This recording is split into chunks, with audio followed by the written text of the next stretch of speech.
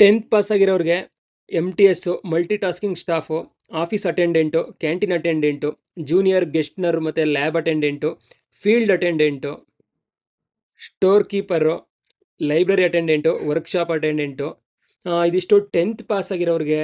ಜೈ ಹಿಂದ್ ಗೈಸ್, ಇವತ್ತಿನ ವಿಡಿಯೋದಲ್ಲಿ SSC ಫೇಸ್ 14 ವಿಭಾಗದಲ್ಲಿ 10th PUC ಡಿಗ್ರಿ ಪಾಸ್ ಆಗಿರೋಂಥವರಿಗೆ ಬೇರೆ ಬೇರೆ ಪೋಸ್ಟ್ಗಳಲ್ಲಿ 3003 ಹುದ್ದೆಗಳನ್ನ ಕರೆದಿದ್ದಾರೆ. ಇದು ಆಲ್ ಇಂಡಿಯಾ ವೇಕೆನ್ಸಿ ಆಗಿದೆ. 10ನೇ ಕ್ಲಾಸ್ ಪಾಸ್ ಆಗಿರೋರಿಗೆ MTS ಆಗಿರ್ಬೋದು, office attendant, canteen attendant, junior Gestetner, lab assistant, store keeper, library attendant, workshop attendant, ಈ ಹುದ್ದೆಗಳು 10th ಪಾಸ್ ಆಗಿರೋರಿಗೆ. ಯಾರೆಲ್ಲ 10th ಜೊತೆಗೆ ITI ಕ್ವಾಲಿಫೈ ಮಾಡಿದ್ದೀರಾ ಅವ್ರಿಗೂ ಕೆಲವೊಂದು ಹುದ್ದೆಗಳನ್ನ ಕರೆದಿದ್ದಾರೆ. Technician, workshop attendant, mechanic, junior technical attendant, store keeper, MTS, field assistant, ಇದಿಷ್ಟು ITI ಪಾಸ್ ಆಗಿರೋರು ಅಪ್ಲೈ ಮಾಡಬಹುದು. PU ಬೇಸ್ ಮೇಲೆ data entry, lower division clerk, ಏನು LDC ಅಂತ ಹೇಳ್ತೀವಿ, junior secretariat assistant, postal assistant, laboratory assistant, field assistant, court clerk, library clerk, junior technical assistant, ಇದಿಷ್ಟು PUC pass ಆಗಿರೋಂಥವ್ರು apply ಮಾಡಬಹುದು. 10th ಆಯಿತು, ITI ಆಯಿತು, PUC ಆಯಿತು, ಈ ಡಿಗ್ರಿಯವರೆಗೆ ಯಾವ್ಯಾವ ಹುದ್ದೆಗಳು ಕರೆದಿದ್ದಾರೆ ಅಂತ ಹೇಳ್ತೀನಿ.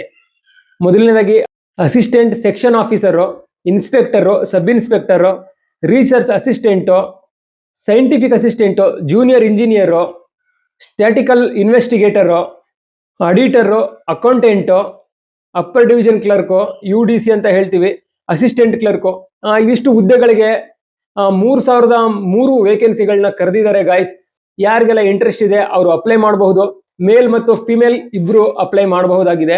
ಇವತ್ತಿನ ವಿಡಿಯೋದಲ್ಲಿ ಈ ಹುದ್ದೆಗಳ ಬಗ್ಗೆ ಸಂಪೂರ್ಣ ಮಾಹಿತಿಯನ್ನು ಕೊಡ್ತಾ ಇದ್ದೀನಿ. ಈ ಹುದ್ದೆಗಳಿಗೆ ಫಿಸಿಕಲ್ ಇರೋದಿಲ್ಲ, ರಿಟರ್ನ್ ಎಕ್ಸಾಮು ಮತ್ತೆ ಸ್ಕಿಲ್ ಟೆಸ್ಟ್ ಮಾತ್ರ ಇರುತ್ತೆ. ಅದಾದ್ಮೇಲೆ ಡಾಕ್ಯುಮೆಂಟ್ ವೆರಿಫಿಕೇಶನ್ ಇರುತ್ತೆ. ಹೈಟು, ವೆಯ್ಟು, ಚೆಸ್ಟ್ ಯಾವುದೇ ಮೆಜರ್ಮೆಂಟ್ ಇಲ್ಲ. ಸಿವಿಲ್ ಜಾಬ್ಗಳಿದು.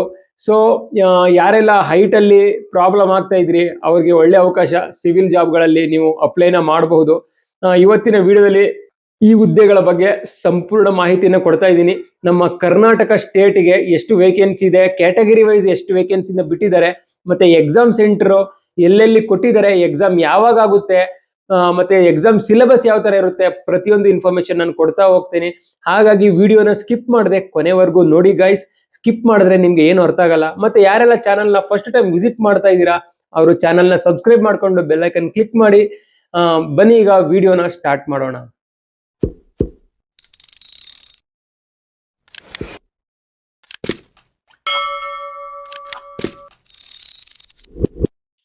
ನಿನ್ನೆ ಅಷ್ಟೇ ರಿಲೀಸ್ ಆಗಿರುವಂಥ ನೋಟಿಫಿಕೇಶನ್ ಗೈಸ್ ಇದು. ನೀವಿಲ್ಲಿ ನೋಡ್ತಾ ಇರ್ಬೋದು, 13 ಏಪ್ರಿಲ್ 2026.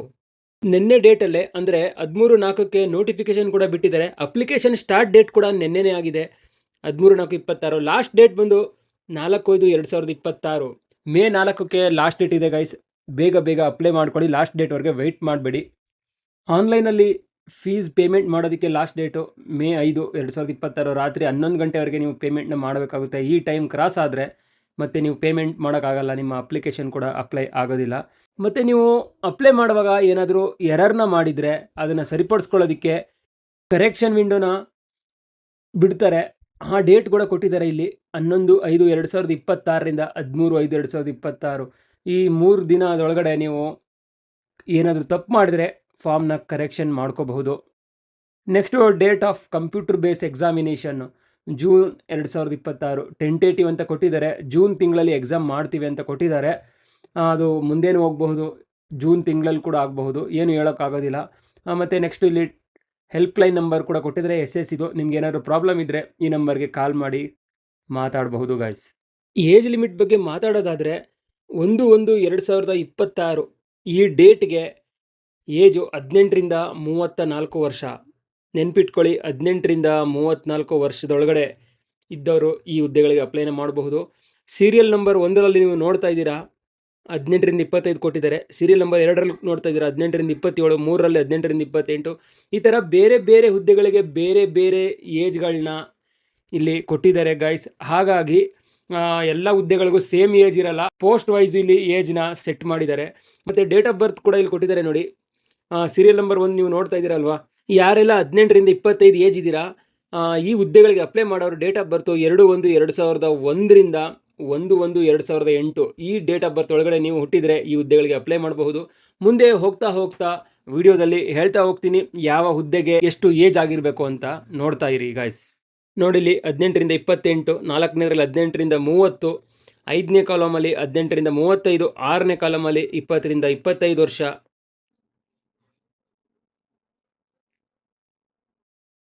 7ನೇ ಕಾಲಮಲ್ಲಿ 20ರಿಂದ 30 ವರ್ಷ, 8ನೇ ಕಾಲಮಲ್ಲಿ 21ರಿಂದ 27 ವರ್ಷ, 9ನೇ ಕಾಲಮು 21ರಿಂದ 28, 10ನೇದು 22ರಿಂದ 28 ವರ್ಷ, 11 23ರಿಂದ 28 ವರ್ಷ. ಇವ್ರದೆಲ್ಲ ಡೇಟ್ ಆಫ್ ಬರ್ತ್ ನೋಡಿ, ಇಲ್ಲಿ ಪೀರಿಯಡ್ ಕೊಟ್ಟಿದ್ದಾರೆ, ಈ ಪೀರಿಯಡಿಂದ ಈ ಪೀರಿಯಡ್ ಇರಬೇಕಂತ. ಮುಂದೆ ಹೋಗ್ತಾ ಹೋಗ್ತಾ ನಿಮಗೆ ಡೀಟೇಲ್ ಆಗಿ ಹೇಳ್ತೀನಿ ಯಾವ ರೀತಿ ಯಾವ ಹುದ್ದೆಗೆ ಎಷ್ಟೆಷ್ಟು ಏಜ್ ಇರಬೇಕು ಅಂತ. ಇಲ್ಲಿ ಏಜ್ ರಿಲ್ಯಾಕ್ಸೇಷನ್ ಕೂಡ ಕೊಟ್ಟಿದ್ದಾರೆ.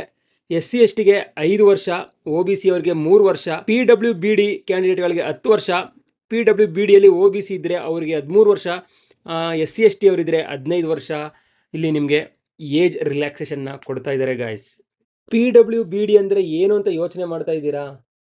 ಅಂದರೆ persons with bench mark disabilities ಅಂತ. ಸಿಂಪಲ್ ಆಗಿ ಹೇಳೋಕೆ ಹೋದರೆ ಯಾರು ಅಂಗವಿಕಲರಿದ್ದೀರಾ ಅವರು ಈ ಹುದ್ದೆಗಳಿಗೆ ಅಪ್ಲೈ ಮಾಡ್ಬೋದು. ಅಂಗವಿಕಲರಿಗೂ ಕೂಡ ಈ ಹುದ್ದೆಗಳನ್ನ ಕರೆದಿದ್ದಾರೆ ಗೈಸ್. ಅವರಿಗೆ ನೋಡಿ, ಅಂಗವಿಕಲರು ಜನರಲ್ಲಿದ್ದರೆ 10 ವರ್ಷ, ಡಿಸಬಿಲಿಟಿ OBC 13 ವರ್ಷ, disability with SC ST category 15 ವರ್ಷ ಏಜ್ ರಿಲ್ಯಾಕ್ಸೇಷನ್ ಇದೆ. ನಿಮಗೆ ನಾನು ವಿಡಿಯೋ ಸ್ಟಾರ್ಟಿಂಗಲ್ಲೇ ಹೇಳಿದೆ, ಯಾವುದೇ ಫಿಸಿಕಲ್ ಇಲ್ಲ, ಓನ್ಲಿ ರಿಟರ್ನ್ ಬೇಸ್ ಮೇಲೆ, ಮತ್ತು ಕೆಲವೊಂದು ಹುದ್ದೆಗಳಿಗೆ ಸ್ಕಿಲ್ ಟೆಸ್ಟ್ ನಡೆಯುತ್ತೆ. ಈ 2 ಎಕ್ಸಾಮ್ಗಳ ಬೇಸ್ ಮೇಲೆ ಈ ರಿಕ್ರೂಟ್ಮೆಂಟ್ ನಡೆಯುತ್ತೆ ಗಾಯ್ಸ್. ಈ ಹುದ್ದೆಗಳಿಗೆ ಆನ್ಲೈನ್ ಮೂಲಕ ಅಪ್ಲೈನ ಮಾಡಬೇಕಾಗುತ್ತೆ.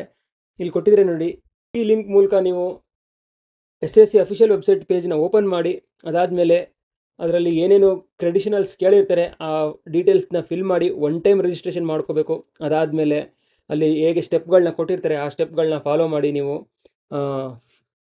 ಫಿಲ್ ಮಾಡಬೇಕಾಗುತ್ತೆ ಅಪ್ಲಿಕೇಶನ್ನ ಗಾಯ್ಸ್. ಅಪ್ಲಿಕೇಶನ್ ಫೀಸು 100 ರೂಪಾಯಿ ಇರುತ್ತೆ. ಭೀಮ್ UPI, net banking, visa, master ಯಾವ ಕಾರ್ಡಲ್ಲಾದರೂ ಸರಿ ನೀವು ಪೇಮೆಂಟ್ನ ಮಾಡಬಹುದು. ಇಲ್ಲಿ ರಿಲ್ಯಾಕ್ಸೇಷನ್ ಕೂಡ ಕೊಟ್ಟಿದ್ದಾರೆ ಪೇಮೆಂಟಲ್ಲಿ. ವುಮೆನ್ ಕ್ಯಾಂಡಿಡೇಟ್ಸು, SC ST ಮತ್ತು ಡಿಸಬಿಲಿಟೀಸ್ ಪರ್ಸನ್ಸು, ಎಕ್ಸ್ ಸರ್ವಿಸ್ ಮೆನ್ನು ಇವ್ರಿಗೆ ಯಾವುದೇ ಫೀಸ್ ಇರಲ್ಲ, ಫ್ರೀಯಾಗಿ ಅಪ್ಲೈನ ಮಾಡಬಹುದಾಗಿದೆ ಗಾಯ್ಸ್. ಮತ್ತೆ ಹೇಳ್ತಾ ಇದ್ದೀನಿ, ಆನ್ಲೈನ್ ಫೀಸು ಪೇಡ್ ಮಾಡೋದಕ್ಕೆ ಲಾಸ್ಟ್ ಡೇಟು May 5, 2026 ರಾತ್ರಿ 11 ಗಂಟೆ ಒಳಗಡೆ ನೀವು ಫೀಸ್ನ ಪೇಮೆಂಟ್ ಮಾಡಬೇಕಾಗುತ್ತೆ, ಇಲ್ಲ ಅಂದರೆ ರಿಜೆಕ್ಟ್ ಆಗುತ್ತೆ ಗಾಯ್ಸ್. ಕರೆಕ್ಷನ್ ವಿಂಡೋ ಇನ್ನೊಂದು ಸಲ ಹೇಳ್ತಾ ಇದ್ದೀನಿ, ನೋಡ್ಕೊಳ್ಳಿ. May 11ರಿಂದ 13 ಮೇವರೆಗೆ ರಾತ್ರಿ 11 ಗಂಟೆ ಒಳಗಡೆ ನೀವು ಕರೆಕ್ಷನ್ನ ಮಾಡ್ಕೋಬಹುದಾಗಿದೆ ಗಾಯ್ಸ್. ಈ ಎಕ್ಸಾಮಿನೇಷನ್ ಸೆಂಟರ್ ಬಗ್ಗೆ ಮಾತಾಡೋದಾದರೆ ನಮ್ಮ ಕರ್ನಾಟಕಕ್ಕೆ 5-6 ಸೆಂಟರ್ಗಳನ್ನ ಕೊಟ್ಟಿದ್ದಾರೆ. ಬೆಂಗಳೂರು ಎಕ್ಸಾಮ್ ಸೆಂಟ್ರ್ ಕೋಡ್ ಕೂಡ ಕೊಟ್ಟಿದ್ದಾರೆ ಇಲ್ಲಿ 9001. ಬೆಳಗಾವಿ ಇದೆ, ಕಲಬುರಗಿ, ಗುಲ್ಬರ್ಗ, ಮಂಗಳೂರು, ಮೈಸೂರು, ಶಿವಮೊಗ್ಗ, ಹುಬ್ಬಳ್ಳಿ, ಉಡುಪಿ, ಇದಿಷ್ಟು ಡಿಸ್ಟಿಕ್ಗಳಲ್ಲಿ ಎಕ್ಸಾಮ್ನ ನಡೆಸ್ತಾರೆ ಗೈಸ್. ಯಾರ್ಯಾರಿಗೆ ಎಲ್ಲೆಲ್ಲಿ ಹತ್ತಿರ ಆಗುತ್ತೆ ಅವರು ಆ ಸೆಂಟರ್ನ ಕೊಡ್ತಾರೆ, ಅಲ್ಲಿ ಹೋಗಿ ನೀವು ಎಕ್ಸಾಮ್ನ ಬರಿಬಹುದು ಗೈಸ್. ಕಂಪ್ಯೂಟರ್ ಬೇಸ್ ಎಕ್ಸಾಮು 100 ಮಾರ್ಕ್ಸ್ಗೆ ಇರುತ್ತೆ guys. Objective type multiple choice question ಇರುತ್ತೆ. ಎಕ್ಸಾಮ್ ಕ್ವಶನ್ ಪೇಪರ್ ಬಂದು 10th ಲೆವೆಲು, 2nd PUC ಮತ್ತು ಗ್ರ್ಯಾಜುಯೇಷನ್ ಲೆವೆಲು, ನೀವು ಯಾವ ಲೆವೆಲ್ ಎಕ್ಸಾಮ್ನ ಬರೀತಾ ಇದ್ದೀರಾ ಆ ಲೆವೆಲ್ನ ಸಿಲೆಬಸ್ ಇರುತ್ತೆ ಗೈಸ್. ಇದರಲ್ಲಿ 4 ಪಾರ್ಟ್ ಇರುತ್ತೆ. ಮೊದಲನೇ ಪಾರ್ಟಲ್ಲಿ ಜನರಲ್ ಇಂಟೆಲಿಜೆನ್ಸ್ ಇರುತ್ತೆ, 25 ಕ್ವಶನ್ಗೆ 50 ಮಾರ್ಕ್ಸ್ ಇರುತ್ತೆ. ಸೆಕೆಂಡ್ ಪಾರ್ಟಲ್ಲಿ ಜನರಲ್ ಅವೇರ್ನೆಸ್ಸು 25 ಕ್ವಶನ್ನು 50 ಮಾರ್ಕ್ಸು. ಥರ್ಡಲ್ಲಿ quantitative aptitude, basic arithmetic skills ಅಂದರೆ ಮ್ಯಾಥ್ಸ್ ಇರುತ್ತೆ, 25 ಕ್ವಶನ್ನು 50 ಮಾರ್ಕ್ಸು. ಲಾಸ್ಟಲ್ಲಿ ಇಂಗ್ಲೀಷ್ ಲ್ಯಾಂಗ್ವೇಜ್ ಇರುತ್ತೆ, ಬೇಸಿಕ್ ನಾಲೆಡ್ಜ್ ಇರಬೇಕು ಅದರಲ್ಲಿ, 25 ಕ್ವಶನ್ನು 50 ಮಾರ್ಕ್ಸ್ಗೆ. ಟೋಟಲು 100 ಕ್ವಶನ್ಸ್ ಇರುತ್ತೆ, 200 ಮಾರ್ಕ್ಸ್ಗೆ ಎಕ್ಸಾಮ್ನ ಕಂಡಕ್ಟ್ ಮಾಡ್ತಾರೆ ಗೈಸ್. ಟೈಮಿಂಗು 60 ಮಿನಿಟ್ಸ್ ಇರುತ್ತೆ. 1 ಅವರಲ್ಲಿ ನೀವು ಈ ಎಕ್ಸಾಮ್ನ ಕಂಪ್ಲೀಟ್ ಮಾಡಬೇಕಾಗುತ್ತೆ. ಅಂದರೆ 1 ಪಾರ್ಟ್ಗೆ 15 ಮಿನಿಟ್ಸು, 4 ಪಾರ್ಟ್ಗೆ 60 ನಿಮಿಷ ಆಯಿತು ಗಾಯ್ಸ್. ಇದರಲ್ಲಿ ನೆಗೆಟಿವ್ ಮಾರ್ಕ್ಸ್ ಕೂಡ ಇರುತ್ತೆ, ಹಾಗಾಗಿ ಎಚ್ಚರಿಕೆಯಿಂದ ಆನ್ಸರ್ನ ಮಾಡಿ. 1 ಕ್ವಶನ್ ನೀವು ತಪ್ಪು ಮಾಡಿದ್ರೆ ಅರ್ಧ ಮಾರ್ಕ್ಸ್ನ ಕಟ್ ಮಾಡ್ತಾರೆ, 0.50 ಅಂತ ಕೊಟ್ಟಿದ್ದಾರೆ ನೋಡಿ, ಹಾಗಾಗಿ ಎಚ್ಚರಿಕೆಯಿಂದ ಆನ್ಸರ್ ಮಾಡಿ ಗಾಯ್ಸ್. ನೆಕ್ಸ್ಟ್ ಯಾರೆಲ್ಲ 10th ಬೇಸ್ ಮೇಲೆ ಎಕ್ಸಾಮ್ನ ಬರೀತೀರಾ ಅವರಿಗೆ ಪಾರ್ಟ್ಗಳು ಕೊಟ್ಟಿದ್ದಾರೆ ನೋಡಿ ಇಲ್ಲಿ. General intelligence, general awareness, quantity aptitude, ಮತ್ತು ಡಿ ಪಾರ್ಟಲ್ಲಿ ಇಂಗ್ಲೀಷ್ ಲ್ಯಾಂಗ್ವೇಜ್ ಅಂತ ಇದೆ. ಇದನ್ನು ಪ್ರತಿಯೊಂದು ಸಿಲೆಬಸ್ನ ಹೇಳ್ತಾ ಹೋದರೆ ಗೈಸ್ ತುಂಬ ಲಾಂಗ್ ಆಗುತ್ತೆ ವಿಡಿಯೋ. ಹಾಗಾಗಿ ನೀವು ಸ್ಕ್ರೀನ್ಶಾಟ್ನ ಮಾಡ್ಕೊಳ್ಳಿ. ಸ್ಕ್ರೀನ್ಶಾಟ್ ಮಾಡಿಕೊಂಡು ನೀವು ಸಬ್ಜೆಕ್ಟ್ನ ಕವರ್ ಮಾಡ್ಬೋದು. ನೋಡಿ, ಈಗ ಒಂದೇ ಸ್ಕ್ರೀನಲ್ಲಿ 4 ಸಬ್ಜೆಕ್ಟ್ ನಿಮಗೆ ಕಾಣ್ತಾ ಇದೆ. ಸೊ ಸ್ಕ್ರೀನ್ಶಾಟ್ ಮಾಡಿಕೊಂಡ್ರೆ ಆ ಸಬ್ಜೆಕ್ಟ್ಗಳನ್ನ ನೀವು ಓದ್ಕೊಳ್ಳೋದಕ್ಕೆ ಈಸಿ ಆಗುತ್ತೆ. ಯಾರೆಲ್ಲ ಸೆಕೆಂಡ್ PUC ಬೇಸಿಕಲ್ಲಿ ಎಕ್ಸಾಮ್ಗಳನ್ನ ಬರೀತಾ ಇದ್ದೀರಾ ಅವ್ರದ್ದು ಅಷ್ಟೇ 4 ಪಾರ್ಟ್ ಇದೆ. ನೀವು ಕೂಡ ಇದನ್ನು ಸ್ಕ್ರೀನ್ಶಾಟ್ ಮಾಡ್ಕೊಳ್ಳಿ. ಇದು part A, part B, part C, ಮತ್ತು ಇಲ್ಲಿ ಪಾರ್ಟ್ ಡಿ ಕೂಡ ಬಂತು ನೋಡಿ. ಇದನ್ನು ಸ್ಕ್ರೀನ್ಶಾಟ್ ಮಾಡಿ ಇಟ್ಕೊಳ್ಳಿ, ನಿಮಗೆ ಎಕ್ಸಾಮ್ಗೆ ಯೂಸ್ ಆಗುತ್ತೆ ಗೈಸ್.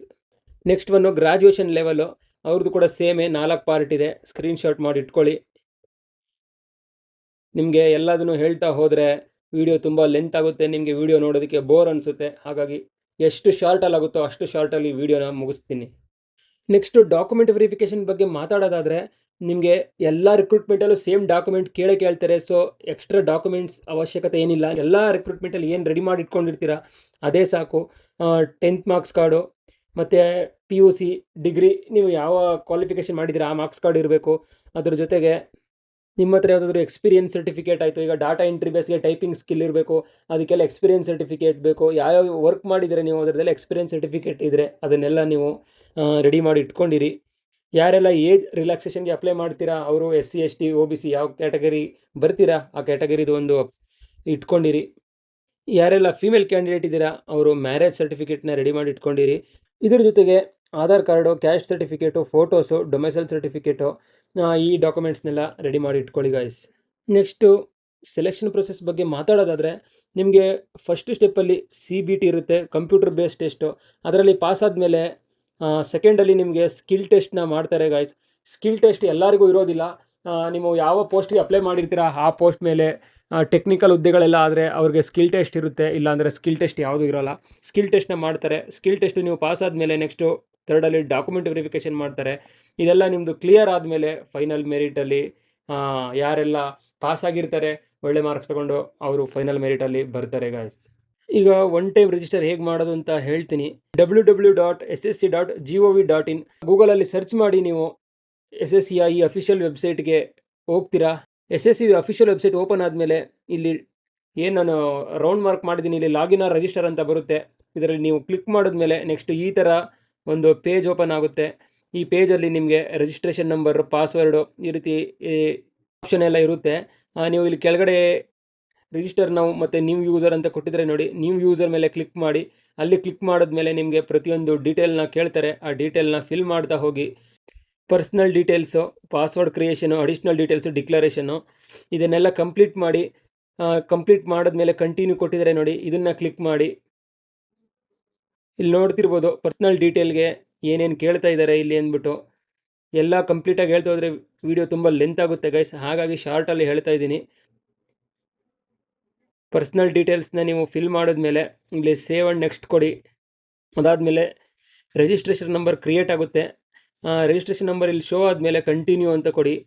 ನೆಕ್ಸ್ಟ್ ಪೇಜಲ್ಲಿ ಪಾಸ್ವರ್ಡ್ನ ಕ್ರಿಯೇಟ್ ಮಾಡಬೇಕಾಗುತ್ತೆ. ಅವ್ರು ಯಾವ ಥರ ಪಾಸ್ವರ್ಡ್ ಇಲ್ಲಿ ಕಂಡೀಷನ್ಸ್ ಕೊಟ್ಟಿದ್ದಾರೆ ನೋಡಿ, ಈ ಥರ ಪಾಸ್ವರ್ಡ್ನ ನೀವು ಸೆಟ್ ಮಾಡಿ. ಸೆಟ್ ಮಾಡಾದ್ಮೇಲೆ ನೆಕ್ಸ್ಟು ಸೇವ್ ಅಂತ ಕೊಡಿ. ಸೇವ್ ಆ್ಯಂಡ್ ನೆಕ್ಸ್ಟ್ ಅಂತ ಕೊಡಿ. ನೆಕ್ಸ್ಟು ಅಡಿಷನಲ್ ಡೀಟೇಲ್ಸ್ ಪೇಜ್ ಬರುತ್ತೆ. ಇಲ್ಲಿ ಏನೇನು ಕೇಳಿದ್ದಾರೆ ಪ್ರತಿಯೊಂದು ಫಿಲ್ ಮಾಡ್ತಾ ಹೋಗಿ.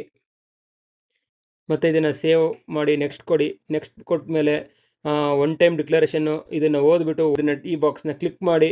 OTP ಬರುತ್ತೆ, OTPನ ಹಾಕ್ಬಿಟ್ಟು ಇಲ್ಲಿ ಡಿಕ್ಲೇರ್ ಅಂತ ಕೊಡಿ. ಮತ್ತು ಗೈಸ್ ಇಲ್ಲಿ ನೀವು ನೋಡ್ತಿರ್ಬೋದು ಯಾವ ಕ್ವಾಲಿಫಿಕೇಷನ್ಗೆ ಯಾವ ವೇಕೆನ್ಸಿನ ಬಿಟ್ಟಿದ್ದಾರೆ, ಯಾವ್ಯಾವ ಪೋಸ್ಟ್ ಬಿಟ್ಟಿದ್ದಾರೆ, ಎಷ್ಟೆಷ್ಟು ವೇಕೆನ್ಸಿ ಇದೆ, ಇಲ್ಲಿ ಪ್ರತಿಯೊಂದು ಡೀಟೇಲ್ಸ್ ಇದೆ ನೋಡಿ. ಇಲ್ಲಿ ಸ್ಟೆನೋಗ್ರಾಫರ್ ಆಯಿತು, ಲ್ಯಾಬೋರೇಟ್ರಿ, ಜೂನಿಯರ್ ಇಂಜಿನಿಯರಲ್ಲಿ ಬೇರೆ ಥರ ಇದೆ. ಇವರಿಗೆಲ್ಲ ಡಿಪಾರ್ಟ್ಮೆಂಟ್ ಯಾವ ಡಿಪಾರ್ಟ್ಮೆಂಟಲ್ಲಿ ಬರ್ತಾರೆ, ಏಜ್ ಕ್ರಿಟೇರಿಯಾ ಎಷ್ಟು, ಮತ್ತು ಪೇ ಸ್ಕೇಲ್ ಯಾವುದು, level 6, level 2, next exam level ಯಾವ ಥರ ಇರುತ್ತೆ, 10+2ನ ಅಥವಾ 10th ಅಥವಾ ಡಿಗ್ರಿನ, ಮತ್ತು ಇಲ್ಲಿ ಕ್ಯಾಸ್ಟ್ ವೈಸು ಇಲ್ಲಿ ವೇಕೆನ್ಸಿನ ಕೊಟ್ಟಿದ್ದಾರೆ ನೋಡಿ. SC ST OBC EWS total ಕೊಟ್ಟಿದ್ದಾರೆ. ಇದು ತುಂಬ ಲಾಂಗ್ ಪೇಜ್ ಇದೆ. ನಿಮಗೆ ಇದ್ರದ್ದು ವೇಕೆನ್ಸಿ ಲಿಸ್ಟ್ ಬೇಕಂದರೆ ನನಗೆ ಇನ್ಸ್ಟಾಗ್ರಾಮಲ್ಲಿ ನೀವು DM ಮಾಡಿ. ನನ್ನ ಇನ್ಸ್ಟಾಗ್ರಾಮ್ ID @ಮನುಯೋಧ ಅಂತ ನೀವು ಇನ್ಸ್ಟಾಗ್ರಾಮಲ್ಲಿ ಟೈಪ್ ಮಾಡಿ ಸರ್ಚ್ ಮಾಡಿದ್ರೆ ನನ್ನ ಅಕೌಂಟ್ ಸಿಗುತ್ತೆ, ಈಸಿಯಾಗಿ ಸಿಗುತ್ತೆ. ನನ್ನದೇ ಫೋಟೋ ಇದೆ ಅಕೌಂಟಲ್ಲಿ. ಯೂನಿಫಾರ್ಮಲ್ಲಿ ಏನು ಯೂಟ್ಯೂಬಲ್ಲಿದೆ ಅದೇ ಸಿಗುತ್ತೆ ನಿಮಗೆ. ನಿಮಗೆ ಬೇಕಂದರೆ ಕರ್ನಾಟಕ ಸ್ಟೇಟ್ ಅವ್ರಿಗೆ ಯಾವ ಹುದ್ದೆಗಳಲ್ಲಿ ಎಷ್ಟೆಷ್ಟು ವೇಕೆನ್ಸಿ ಇದೆ, ಕ್ಯಾಸ್ಟ್ ವೈಸ್ ಎಷ್ಟೆಷ್ಟು ಕೊಟ್ಟಿದ್ದಾರೆ ಅಂತ ಕಂಪ್ಲೀಟಾಗಿ ಲಿಸ್ಟ್ ಇದೆ ನನ್ನ ಹತ್ರ. ಅದನ್ನೆಲ್ಲ ಇಲ್ಲಿ ಮಾಡ್ತಾ ಹೋದರೆ ತುಂಬ ಲೆಂತ್ ಆಗುತ್ತೆ ವಿಡಿಯೋ, 40 to 60 ಮಿನಿಟ್ಸ್ ವಿಡಿಯೋ ಆಗಿಬಿಡುತ್ತೆ. 10-12 ಪೇಜ್ ಇದೆ ನನ್ನ ಹತ್ರ ವೇಕೆನ್ಸಿ ಲಿಸ್ಟು. ನಿಮಗೆ ಬೇಕಂದರೆ ಇನ್ಸ್ಟಾಗ್ರಾಮಲ್ಲಿ DM ಮಾಡಿ ಗೈಸ್, ನಿಮಗೆ ನಾನು ಲಿಸ್ಟ್ನ ಪ್ರೊವೈಡ್ ಮಾಡ್ತೀನಿ. ನೋಡಿದ್ರಲ್ಲ ಗೈಸ್, ಇದಿಷ್ಟು ಇವತ್ತಿನ SSC ಫೇಸ್ 14 ವಿಭಾಗದಲ್ಲಿ ನಿಮ್ಮ ಕ್ವಾಲಿಫಿಕೇಶನ್ ವೈಸ್ ವೇಕೆನ್ಸಿನ ಕರೆದಿದ್ದಾರೆ. ಯಾರ್ಯಾರು ಯಾವ್ದ್ರಲ್ಲಿ ಕ್ವಾಲಿಫೈ ಆಗಿದ್ದೀರಾ, ಯಾವ್ಯಾವ ಸರ್ಟಿಫಿಕೇಟ್ಗಳಿದೆ, ಯಾವ್ಯಾವ ಸ್ಕಿಲ್ ನಿಮಗೆ ಬರುತ್ತೆ, ಆ ಜಾಬ್ಗೆ ಅಪ್ಲೈನ ಮಾಡಿ. ಆಲ್ರೆಡಿ ಅಪ್ಲಿಕೇಶನ್ ಡೇಟ್ ಸ್ಟಾರ್ಟ್ ಆಗಿದೆ. ಲಾಸ್ಟ್ ಡೇಟ್ ಯಾವಾಗ, ಪ್ರತಿಯೊಂದು ಇನ್ಫಾರ್ಮೇಶನ್ ನಿಮಗೆ A to Z ಗೊತ್ತಾಗಿದೆ ಅನ್ಕೋತೀನಿ. ಮತ್ತೆ ಏನಾದ್ರು ಡೌಟ್ಸ್ ಇದ್ರೆ ಕಮೆಂಟ್ ಮಾಡಿ, ವಿಡಿಯೋನ ನಿಮ್ಮ ಎಲ್ಲ ಸ್ನೇಹಿತರಿಗೂ ಶೇರ್ ಮಾಡಿ. ಮತ್ತೆ ಸ್ಯಾಲ್ರಿ ಇದು ಜಸ್ಟ್ 7th ಪೇ ಕಮಿಷನ್ ಅಲ್ಲಿ ಬರ್ತಾ ಇರೋದು. ನಿಮಗೆ ಸ್ಯಾಲ್ರಿ 8th ಪೇ ಕಮಿಷನ್ ಆದ್ರೆ ಇನ್ನೂ ತುಂಬಾ ಹೈ ಆಗುತ್ತೆ ಗೈಸ್. ಏನ್ ಇವಾಗ ಬೇಸಿಕ್ ಪೇ ಇದೆ ಅದು ಡಬಲ್ ಆಗುತ್ತೆ. ಮತ್ತೆ ಬೇರೆ ಅಲೌನ್ಸಸ್ ಎಲ್ಲ ಜಾಸ್ತಿ ಆಗಿ ಸ್ಯಾಲ್ರಿ ಇನ್ನೂ ತುಂಬಾನೇ ಜಾಸ್ತಿ ಆಗುತ್ತೆ. ವಿಡಿಯೋ ಇಷ್ಟ ಆದ್ರೆ ವಿಡಿಯೋನ ಲೈಕ್ ಮಾಡಿ, ಮತ್ತೆ ನಿಮ್ಮೆಲ್ಲ ಸ್ನೇಹಿತರಿಗೂ ಶೇರ್ ಮಾಡಿ. ಏನಾದ್ರು ಡೌಟ್ಸ್ ಇದ್ರೆ ಕಮೆಂಟ್ ಮಾಡಿ, ಖಂಡಿತ ನಾನು ರಿಪ್ಲೈ ಮಾಡ್ತೀನಿ. ಮತ್ತೆ ಹೊಸ ಅಪ್ಡೇಟ್ ನನಗೆ ನೆಕ್ಸ್ಟ್ ವಿಡಿಯೋದಲ್ಲಿ ಸಿಗ್ತೀನಿ. ಅಲ್ಲಿವರೆಗೂ ಬೈ ಬೈ, ಟೇಕ್ ಕೇರ್, ಜೈ ಹಿಂದ್.